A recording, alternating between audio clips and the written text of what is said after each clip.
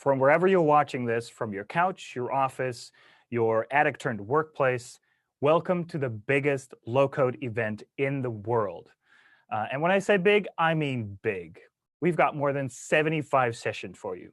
So take your pick from on-demand or live, success stories or product updates, and from use cases to hands-on app development. Join our conversation on Slack. Go to mendixworld2.slack.com and join the MXW Live channel, where you can ask your questions and talk to thousands of low-code professionals like yourself. Connect and learn and grow in the most exciting time for app development yet. You've heard Derek Rose and Johan Den Haan talk about their vision for the future of low-code and app development and what that will be the most important technologies to turn that vision into reality. So my name is Jan de Vries. I'm the Community Engagement Manager at Mendix, and I'll be your host for Mendix Live for the whole week. So the first live sessions that we're going to do will be Ask Me Anything sessions with product managers from the Mendix R&D team. And the three AMAs and topics that we'll be discussing are Mendix Multi-Cloud, Mendix Native Mobile, and Mendix Data Hub. Now, we'll start with an AMA about Mendix Multi-Cloud.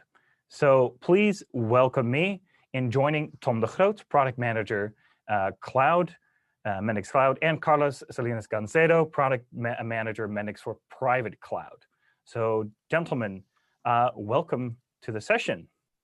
Thank you, Jan. Thank you, Jan. Hello. All right. So, and Ask Me Anything. Let's get to the heart of why we're here, answering questions from the community about all the announcements that were being done. So to the audience, if you're watching this and you have a question for Tom or Carlos, go to the Mendix Slack, go to the MXW Live channel, and click on that little lightning icon at the bottom. That's where you can choose the option, ask a question, type your question, and submit it to us. Now, we'll try to answer as many questions as we can, but of course, we have limited time. So if we didn't get to your question, don't worry. We'll be on Slack for the whole week. And of course, you can use the Mendix forum or chat people to people directly. And if we have a huge community who are happy to help you answer any questions you may have. All right, so let's get started with the first question. In Johan's keynote, he talked about the different Mendix deployment options in the cloud. Can you guys explain what these options are? Yes, Jan. So the first option is the Mendix Public Cloud. It's the easiest and fastest way to get your app online in the cloud up and running to your customers. In fact, you can deploy within a couple of minutes. Then also we have Mendix Cloud Dedicated. That means there's a single dedicated cluster just for you, for your own customer.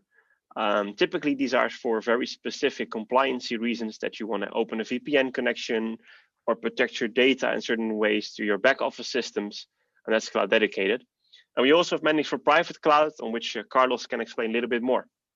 Of course. So in Mendix for Private Cloud, for those customers, they need to have their own deployment environment. It can be for several reasons: data isolation, compliance with different regulations. And what is required on your side is to have expertise in Kubernetes and own the infrastructure. The rest is going to be our responsibility. We want to make sure that you enjoy the same experience that you have in Mendix Public Cloud. But more than private cloud, we have also integration with SAP and with IBM. The same experience as mentioned before. The difference is you can leverage the services, the distinctive services of SAP and IBM respectively. That's excellent. I think those are incredible features. What are you guys most excited about yourself? Like, what is your favorite thing that you've been looking for that makes the life of developers easier, either now or maybe something that is going to be in Mendix 9? Oh, wow, that's a very good question, Jan. Let me ask that one first. I think for all these professional developers that are watching now, I think it's really exciting moments in the cloud ecosystem when we talk about in terms of containers and Kubernetes. As many of you already know, recently we have delivered Mendix for Private Cloud in the last March. and allows not only professional developers, but any other developer to enjoy and leverage such a technology. And I think we are at really exciting times and a really honor to be product manager of that offering. Yes, Excellent. and for me, I was really excited about the launch for Data Hub, not specifically the cloud, but it was really cool to see that, and all the possibilities will open, and that will definitely influence the cloud in the longer term as well. And when it comes down to the cloud, it's just really it's a really big challenge to time and time again make it really easy to deploy your application, to make it more simple and simple. And what used to be complex 10 years ago should now be just a click of a button. So that's also why we're improving our deployment speeds. We're setting up servers worldwide to speeding it up, and there's interesting stuff coming at. That's awesome. It's really exciting to see something as a topic as cloud, becoming so important and on everyone's agenda. A question that we're getting is, will there be any new regions to the Mendix cloud? Yes, that's actually a very good question. So the past year, we have been working extremely hard to make sure that we can easily open clusters. So just a little peek behind the curtains. We opened the Mendix Cloud v4, and it turned out to be a big success. We have more than 100% growth year over year. But that requires the infrastructure to be automated. There's a lot of components running in the background. We did that. So that's something that you cannot see today, but that enables us to quickly open more regions in the future. So definitely expect regions to be opening up. I cannot give any specific locations yet, but expect somewhere to be on the American continent, in the Asian continent, to APAC and Australia to be happening something. Like I said, concrete decisions have to be made, but at least we made it sure that we can open it really quickly. Right. Especially in some of the fast-growing areas, right, and regions where we see so much growth. It's extremely important to cover as much as possible. Exactly. And of course, we're in the cloud. Everything gets faster, but we still have to abide by the laws of physics. So latency is a real issue. So that's why some customers say, please open up somewhere, maybe in a country where we already are or a continent where we already are, but just closer to the end users of the application. Furthermore, other reasons why customers are asking for it are compliancy reasons. They say, okay, it used to be okay if it was hosted in location A or B, but now typically we see a little bit closer to home for compliancy purposes. So yes, it's definitely a hot topic. Absolutely, I bet. Yeah. So another question come in is, can you talk a little bit more about the Mendix Cloud options and especially how they work with CI/CD pipelines? So for people who are listening, CI/CD is continuous integration, continuous deployment, right? Yes, very good. So we are working on improving that. So the way we are building apps is being completely revamped as we speak. And we already offer an API from which you can trigger the build of a package. You can trigger the deployment of a package. And some customers have been really creative by triggering this API from multiple environments, so to deploy simultaneously to up to 27 or 28 production environments. And we want to productize that even further, that we offer these APIs out of the box. So we are laying the groundwork there so that you can improve it. But our strategy is build the APIs, because typically if you understand CI/CD, you want the flexibility. And ourselves, we still want the single-click deployment. That if you don't want to go in depth on CI/CD, but you just have your app done and you want to have it up and running in a couple of minutes, that we offer that with our visual interfaces. In addition, what Tom is explaining, these APIs are compatible regardless where you want to deploy the application. It can be either public cloud or private. That's excellent. Yeah. So another question that's coming in is, Johan talked about all kinds of security standards that are being added to Mendix. So can you say what that means exactly? What kind of security standards? What are we talking about? Like, is the Mendix cloud not secure, or are we upgrading this, or how does that work? The Mendix cloud is absolutely secure. So we adhere to the utmost standards. We have security offers continuously testing, penetration testing the cloud. And that's continuous work. We're being advised by the top of the industry how we can even further up our game. But when it comes down to security standards, so there are these standards. One famous is PCI compliancy, stands for Payment Card Industries. And what happens is it's a set of things you have to do to get that certification. And then we are being audited by an external party to see, it goes in depth, are you adhering to those standards? Of course, we cannot make everything public because that wouldn't actually be a secure practice. But we get the PCI label.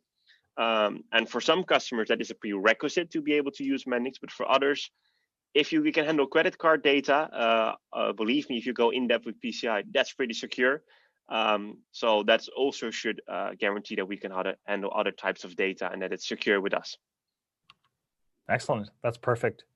Hey, and next to the announcements that Johan made, is there a resource that people can look up these new things? Like, is there a web page that people can visit maybe? Yes, we have the evaluation guide where you can show our architecture, our features to see what's happening. We also have a free apps cluster where you can use, not all, but you can use most of the cloud features. And I always believe that it's just better to try it and to feel and to work with it and see what's going on. Furthermore, expected to later in this calendar year, for at least the Mendix public cloud, we are going to also record a webinar to explain you what we're doing, how it's working, revamp some of the UX sides of it. So if you're working with the Mendix cloud for years and years, it's probably not too interesting. But if you're new to it, we're going to show in depth what you can use. So excellent. That's it. Yeah. I will say also, I will add that there is in Academy, we have a learning path. If specifically you are interested in Mendix for private cloud, I really encourage you to take it. And also keep an eye on the release notes we publish in the documentation, where we announce the new features and new bug fixes we are releasing.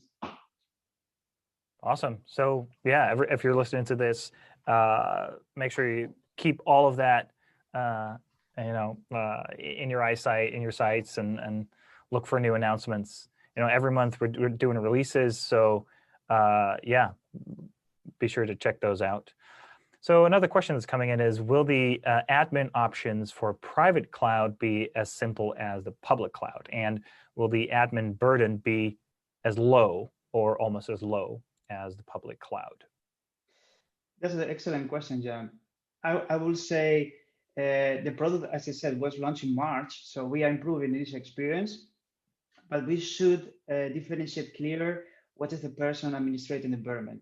As I said at the beginning, the motivation for what a customer wants to use private cloud is they want to have full control of their own cloud environment, and can be for several business reasons why. For that reason, the person responsible to manage and maintain such environment needs to have all the power and all the tools at their disposal to make that happen. But from the Mendix developer point of view, of course, we want to make that experience as easy as possible. And we are getting there. In the version we have now, in the connected version, they can leverage the whole platform services, including deployment portal. But we have a version named Disconnected. And anytime soon, we're going to pair incapabilities both offerings. Excellent. Excellent. So the next question is automatic elastic scaling instead of manual scaling on the backlog for Mendix Cloud? Yes, it is. This is a question we hear more often, and also automatic scaling is of course being offered by the hyperscalers, so customers are familiar with it. The hyperscalers like AWS, Azure, Google Cloud Platform. But we have to do a ton of work in the background, because the way how we sell our products, that needs to change. The way we buy our products to basically make this possible, that it auto scales, we need to change our contracts. So there's a lot of finance administrative work and also infrastructure work that needs to happen. We're working with multiple teams on it to make that a possibility. Hopefully, we can already in the first half of the coming year, we can already have some products being sold this way, some smaller products. If it works, we're going to scale it up rapidly. So this is for sure on our radar. Excellent. Very good to hear. So next question is, a typical CI/CD pipeline contains testing. What are the plans with testing for Mendix Cloud pipelines? Yeah. So for now, we always said we want to offer the APIs that you can download it yourself and set the test up yourself. In order to test Mendix properly, we are still evaluating what our options are there. Simply because, well, you mostly don't write code with Mendix apps. So what you need to do is, of course, the user acceptance testing or visual testing. So think about like a headless browser, those kind of things. And we are researching options there. So it's not as simple as typical testing where you can just write some unit tests and work with it. So we have to come up with, if we do testing, we want to do it properly with a low-code way of testing. So that's our research there, but I cannot give any timelines yet, to be honest. Right. Yeah, that makes sense. But it is definitely something you're thinking about, and whether it makes sense to use or not, and how, especially. It's especially the how, because low code is different than any other programming language. Luckily, because that's why it's so powerful.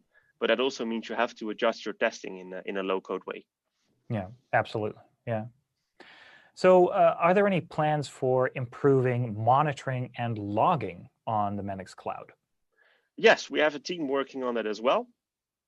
So we did a lot of interviews with customers who are using our monitoring products, and also our own support team, because they are using the same monitoring products, because we really believe in dog fooding. And what we've been doing, like I said, we were growing 100% over years. So the first thing we needed to do was change our data store for metrics and loggings behind the curtains. We did that. We switched to Elasticsearch. That is, we are in the middle of a switch. And once that is done, people familiar with it know you can offer way more features like search, filtering based on the severity. You can group certain logs from multiple apps or multiple environments. And the same goes for metrics, that you can also say, I only want this for these types of instances within these time frames, and then do your search and logging. So we have some designs ready. I've already demonstrated with bigger customers and they're really enthusiastic. So expect new products to be launching soon on that area. That's excellent. And some people are curious about what is new with the Mendix and the SAP Cloud partnership. How is that evolving? All right. Let me try to answer that question. So the direction with SAP is going in regards to Mendix is, firstly, not only improving the one-click deployment and experience we offer across both platforms, is secondly to be able to have the same low-code experience that any SAP developer might expect when they deliver any application, regardless if they're using Mendix or not as a technology. For that reason, we are creating more templates based on Fiori theme to have a consistent look and feel, and also be able to leverage the key offerings that SAP supplies in the platform, meaning DB HANA and more are coming in the pipeline. Excellent.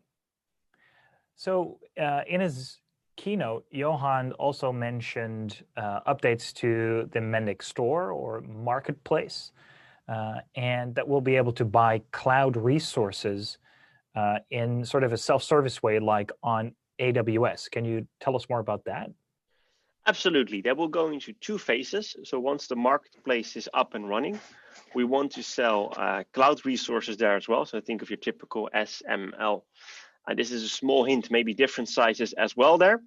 And that's the first step. So that's a little bit different from AWS, because typically at AWS, you pay on demand.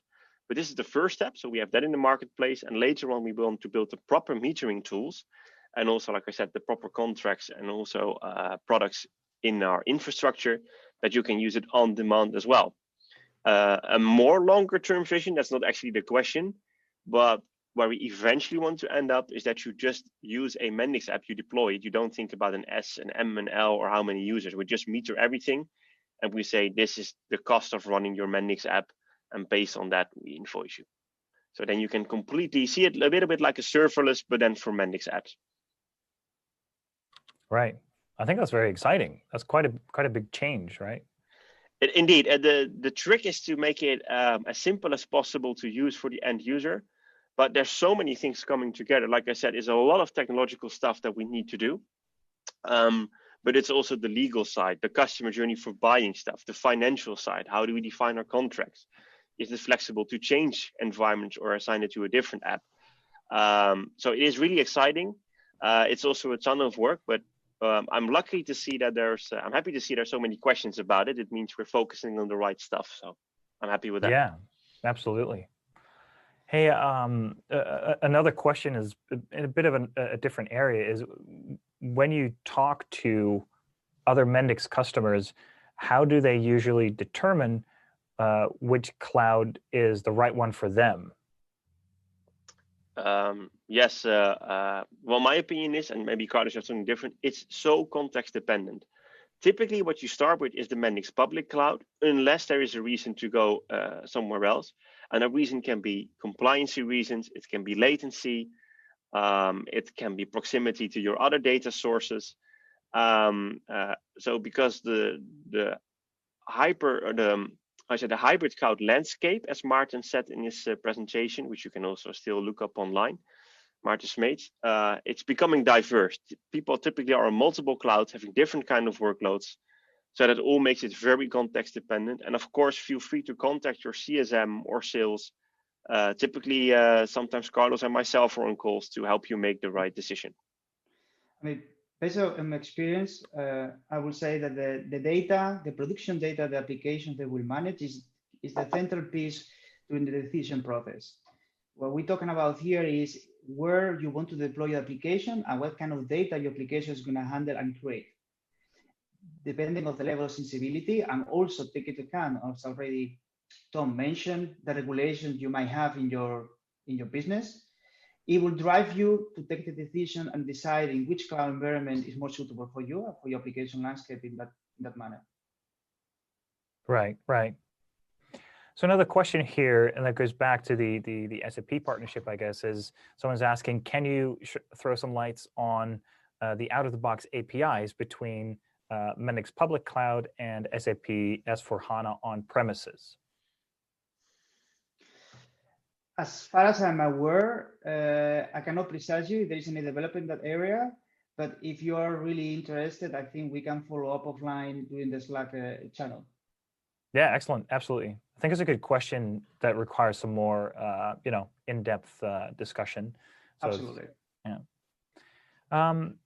So another question is Mendix Private Cloud support, so Kubernetes, a paid product that requires purchasing?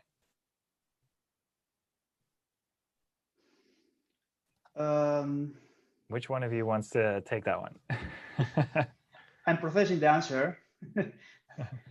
I think I want to pick this one. So we're talking about a solution to be able to purchase cloud resources in the context of private cloud, if I got it right. So yeah. It's kind of a tricky. It's a very interesting question though, but it's tricky in a sense because the mission of the product as today is that you as a customer, you have the ownership of your cloud infrastructure, meaning the deployment environment. When you're talking about purchasing resources in regards of your application landscape, that's a different matter. As today, as you're already using Mendix for private cloud, there are certain components you need to install in your environment to have the automation the Mendix for private cloud offers to you in regards of provisioning resources and maintaining your applications up and running. In that regard, we don't have anything yet, but it will be interesting to explore that direction for sure. Excellent. Yeah. So next question. Many DevOps practitioners deploy changes to their applications multiple times a day. Is zero downtime deployment on the roadmap for Mendix Cloud? Yes. So-called blue-green deployments are on the roadmap, especially the larger enterprises or the more mission-critical apps are logically demanding this, and we're wanting to build that. The thing is, for now, in the cloud, we have a runtime and we have a database, and sometimes when a model is changed, you need to update the database. And that's what makes a typical blue-green deployment a little bit more difficult for us to do that in a proper way, because you don't want to corrupt your data, lose production data, etc. But it's definitely on our roadmap to smooth those kinds of deployments. Yes. Excellent, excellent. So someone's asking, Mendix talks about cloud native a lot, but what does that actually mean? That's a very good question, what cloud native means. So typically, when these cloud vendors started to pop up, if you take, for example, Amazon, it was just EC2 and a database, but now typical more services are being added. And you also want to run in a distributed fashion so that you are running redundant and you have high availability, fallback options, etc., etc. But in order to support that, your architecture needs to be different. Of course, you can deploy a simple VM in the cloud, like with all due respect, some of our competitors are doing, and then it runs. But you're not making the most benefit of what the cloud offers. You want to run multiple instances. You want to have fallback database options. So that is typically cloud native, and also be able to connect with other cloud instances. And that's what we are offering. Yeah. So that's what it is. So you're seeing cloud not as just a happenstance necessity to service customers, but as an opportunity to explore more options. And exactly, the cloud is not just a data center which is somewhere else. There's more to get out of it. I'm sorry, Carlos, you also wanted to chip in on this? Absolutely. So I would like to also point out something that Johan mentioned during the keynote. Is about cloud strategy. And we are talking about from the business perspective. Your cloud strategy is something, it's not static. It will evolve like your business does. So you might take decisions today where you want to run your application landscape, but it might change in the near future on a few years from now. For that reason, what cloud native is going to help you from the business perspective is the application you have deployed today doesn't have to change if your cloud environment requires to be changed. And that's one of the key benefits you have to bear in mind. Right. So another question, are there any plans to improve support running Mendix apps in vanilla Kubernetes rather than custom tailored platforms like private cloud and SAP or public Mendix cloud? All right, that's a very good question. So for the audience that are watching us, for now, the product officially supports 3 major platforms. Is the services offered by Azure and Amazon, and also Red Hat OpenShift, based on our good relationship and business partnership with Red Hat. We have also in the pipeline to support other platforms. As many people might know, the Kubernetes ecosystem is scattered, and it has taken the cloud industry by storm. That doesn't mean for us, we also want to guarantee a good quality of a product, but also of a service. So from the Mendix perspective, we cannot go to the market supporting virtually all the platforms, because for us, it would be impossible to guarantee the same quality of service for everyone, because we don't have expertise to each flavor of Kubernetes in the market. Doesn't close, let's say, the street that we want to embrace and support new platforms, but we need to think carefully what are the platforms more demanded for our customers. So we keep our ears open and listen for our customers while the next platform we should be supporting. That's excellent. So we have time for one more question, and then our first 30 minutes AMA is up. So the last question is, are there any intentions to offer support for SAP Cloud Platform Neo? And maybe you can briefly explain what that is exactly. I think SAP Cloud Platform Neo is the previous generation of SAP Cloud Platform. And as today, there is no, let's say, interest of supporting such platform, but I don't want to give you an official statement. If you're really interested, we can, as said before, we can discuss this offline properly with more thorough answer. Yeah. Okay. We'll do one more because that was a really quick answer. I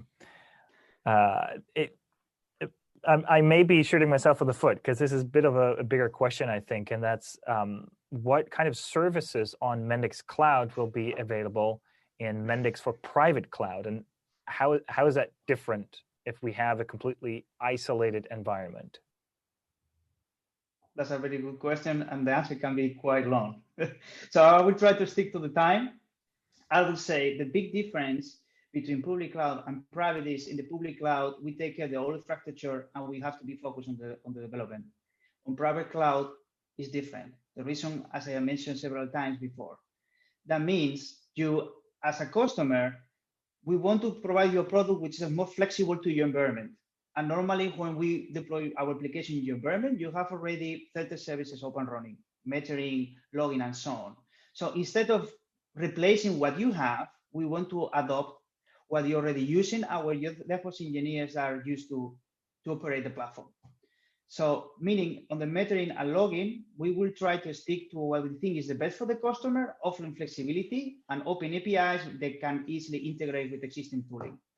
And regardless of other services, I cannot precise anything. I don't have anything in mind, but of course, if someone is really interested to get a more thorough answer on this, we can discuss offline. Excellent. All right, that's all we have time for. Tom and Carlos, thank you so much for coming out here today and answering questions from the audience. Now, if we didn't answer your question live, the product managers from Mendix will be around after the session as well. Today and during the rest of the week, they'll be on Slack and keeping an eye out for any questions you may have for them. So if it wasn't asked, we didn't answer your question in the live session, ask it in Slack, and we'll get right on top of that.